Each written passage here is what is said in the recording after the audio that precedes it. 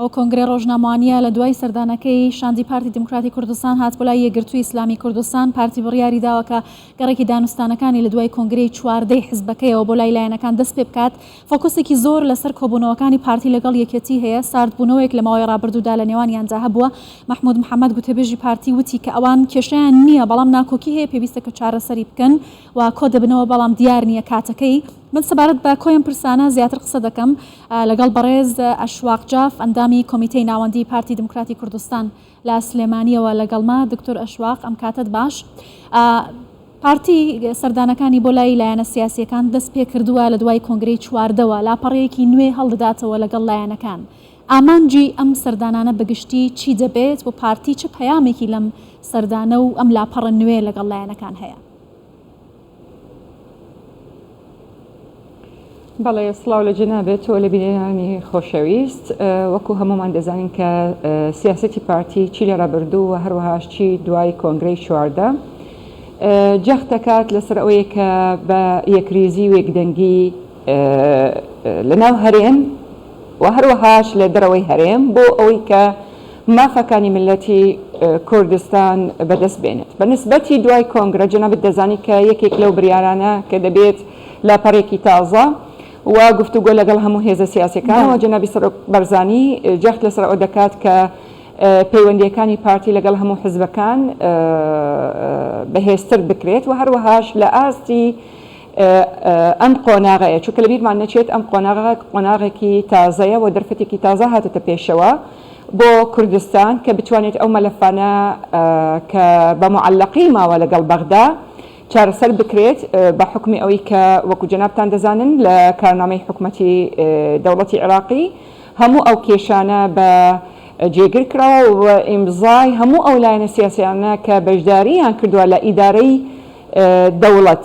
بۆیە پارتی جەخت لەسەر ئەو دەکات کە ئەم خاڵانە هەمووی جێبەجێ بکرێت بۆ ئەوەی کە ئەم مافانەکە لە بەندە دەستوریەکان هاتووە و لەسەر ئەرزی واقع جێبەجێ نەکراوە جێبەجێ بکرێت. ئەمە لەلایەک لەلایەک ترش هەروەهاش نەکو تەنها لە ناو خۆی کوردستان و لە ناو خۆی عێراق، بەڵکو تەنانەتش لەگەڵ پەیوەندیەکانی لەگەڵ وڵاتانی دەوروبەریش بەڕاستی لە چوارچێوەی دەستورەوە پارتی پەیوەندیەکانی هەرێمی کوردستان لەگەڵ وڵاتانی دەوروبەر بەهێزتر دەکات.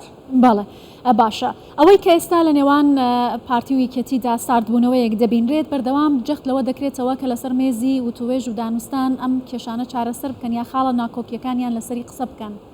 پێتان وایە ئەمە لە داهاتوێکی نزیکدا ڕوو دەدات؟ ئایا دەرگاکانی وتوێژ لە نێوان هەردوولادا کراوەیە یا گەیشتونەتە خاڵێک کە نەکرێت چارەسەری بکەن؟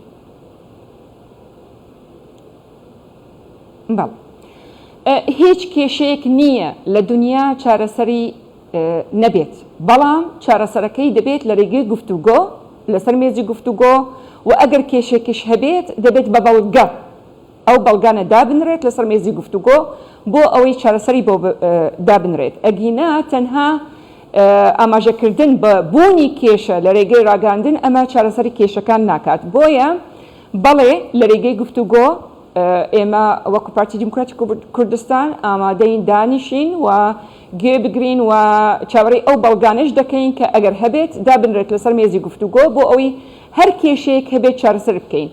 لە نزیکانە وەکو جەنابەت دەزانی کە ئێمە سەردانی هەموو لایەنە سیاسیەکان دەکەین و بە تەئکیدش بەرادرانی یەکێتی نیشتیمانی کوردستان هەر کاتێک مەکتەبی سیاسی پارتی لەگەڵ مەکتەبی سیاسی یەکێتی نیشتیمانی کوردستان مەوعدەکەیاندانە بە تەئکید ئەو دانیشتنە دەبێت، چونکە دەبێت ببێت.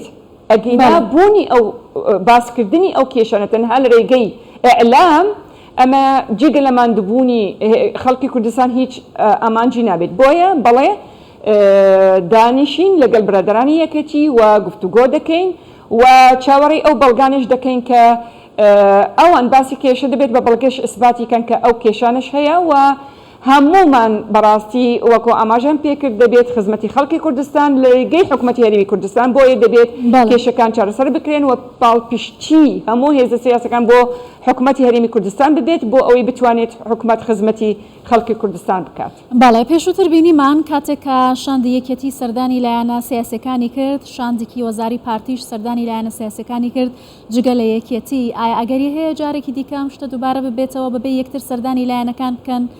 ئایا ئەمە ئەتوانێت هەنگاوێکی چارەسەر کۆتایی بێت بۆ چارەسەر؟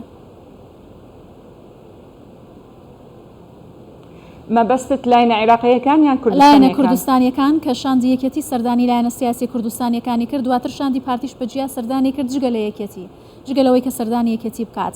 ئەما بۆ هۆیەوەی کە ناکۆکیەکان قوڵتر ببێتەوە. ئایا ئەم جارەش هەمان شت ڕوودەداتەوە؟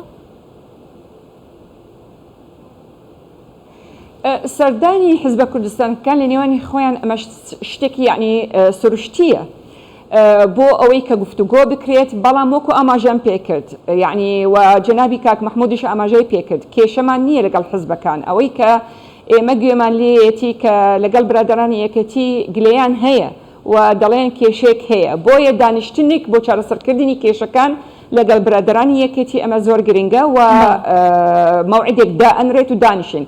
بەڵام مەسلەی سەردانی حزبە کوردستانەکان لە نێوانی خۆیانە ئەمە شتێکی سروشتیە طبیعیە، مەسلەی بوونی ناکۆکی نییە، بەڵکو مەسلەی ئەوەیە ئاڵوگۆری بیرۆبۆچوون بۆ ئەوەی کە بە هەموومان بتوانین بەڕەوئیەیەکی مشترک بۆ چارەسەرکردنی کێشەکانی ئەوەی کە معلق ماوە لەگەڵ بەغدا و هەروەهاش لەناو کوردستان چۆن بتوانین ئێمە زیاتر خزمەتی خەڵکی کوردستان و پەیوەندیەکانی حزبەکان لە نێوانی خۆیان بەهێز بکەن بۆ ئەوە یەکریزیەکی و یەکدەنگیەکی کوردی دروستکەین بۆ ئەودی و حەمرینەوە. زۆر باشە. بەڕێز دکتۆرە شواغ جاف ئەنجامی کۆمیتەی ناوەندی پارتی دموکراتی کوردستان لە سلێمانیەوە لەگەڵمان بووی. سپاس.